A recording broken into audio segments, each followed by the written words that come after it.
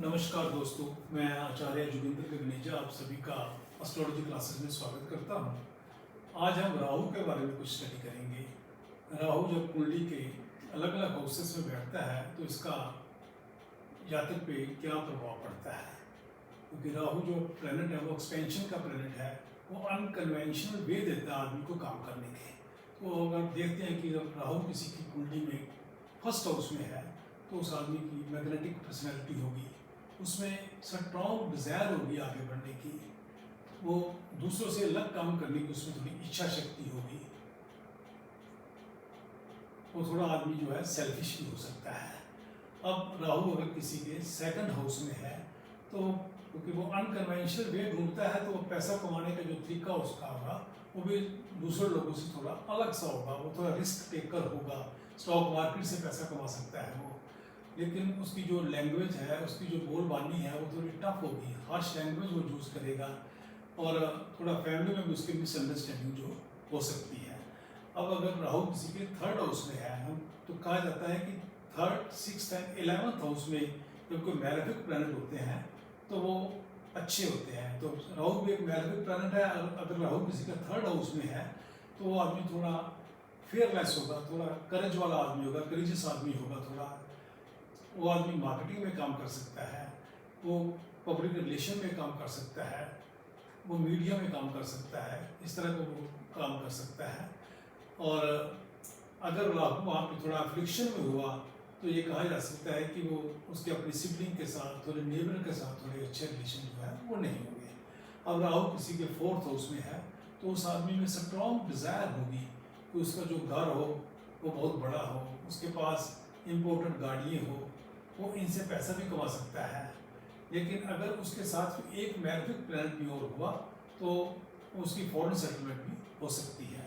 अब राहु किसी के फिफ्थ हाउस में है तो उस आदमी का जो तरीका है अनकन्वेंशनल वे होगा उसका लव अफेयर के मामले में भी, और उसके जो अफेयर है वो ज़्यादा देर चलेंगे नहीं, उसमें रिलेशन में जो प्रॉब्लम आती रहेगी राहु के कारण, उसमें दिक्कत आती रहेगी और उसमें चाइल्ड बर्थ में भी उसको थोड़ी दिक्कत जो है वो हो सकती है। अब राहु किसी के सिक्स हाउस में है, सिक्स हाउस हमारे एनिमीज का भी है तो वो एनिमीज को नाश करेगा। अगर कहीं जुपिटर का उसके साथ संबंध बन गया तो एक वहाँ पे योगा बनता है जिसे अष्टलक्ष्मी योगा कहा जाता है। तो इससे वो अपने एनिमीज को ख़त्म करने के साथ साथ जो भी उसके जीवन में ऑब्स्टक्ल है, कठिनाइयाँ आएंगी, उनको भी दूर करेगा। और वो जो उसका प्रोफेशन होगा वो रिलेटेड टू लॉ हो सकता है, मेडिकल हो सकता है, वो अच्छा वकील भी, अच्छा डॉक्टर भी बन सकता है। और क्योंकि ये कंपटीशन का भी घर है, अगर राहु जहाँ होगा तो उसमें कंपटीशन की अपनी भावना होगी, सबसे आगे निकलने की उसमें इच्छा शक्ति होगी। अब राहु किसी की कुंडली में सेवंथ हाउस में है, सेवंथ हाउस के राहु को ज़्यादा अच्छा नहीं माना जाता क्योंकि इससे फैमिली रिलेशन में थोड़ी मिसअंडरस्टैंडिंग आ सकती है, पार्टनरशिप में मिसअंडरस्टैंडिंग आ सकती है और उस आदमी को थोड़ा ट्रस्टवर्दी नहीं माना जाता है। तो अगर किसी के राहु एट्थ हाउस में है तो एट्थ हाउस में अगर राहु है तो आदमी थोड़ा सर्चर हो सकता है, रिसर्च के फील्ड में जा सकता है, एस्ट्रोलॉजी के काम को कर सकता है, सीक्रेट सर्विस में काम कर सकता है। लेकिन वही अगर राहु जो है वो अफ्लिक्शन में हुआ तो ये हम कह सकते हैं कि उसको कोई ऐसी डिसीज हो सकती है जिसको डायग्नोस करना मुश्किल हो, उसको हिडन एनिमी से प्रॉब्लम जो है हो सकती है। अगर राहु किसी के नाइन्थ हाउस में है तो उसकी फॉरेन सेटलमेंट हो सकती है। वो आदमी स्टडी में एक्सेल होने के साथ साथ ऐसा बनने की कोशिश करता है कि वो सबसे ज़्यादा होशियार नजर आए, सबको लोगों को नजर आए कि ये आदमी जो है बहुत इंटेलिजेंट है। लेकिन अगर राहु कहीं फिक्शन में हुआ तो उसके अपने गुरु के साथ, अपने फादर के साथ अच्छे रिलेशन में नहीं होंगे और वो अपने धर्म को मानने के बजाय दूसरे धर्मों को मानने में ज़्यादा विश्वास करेगा।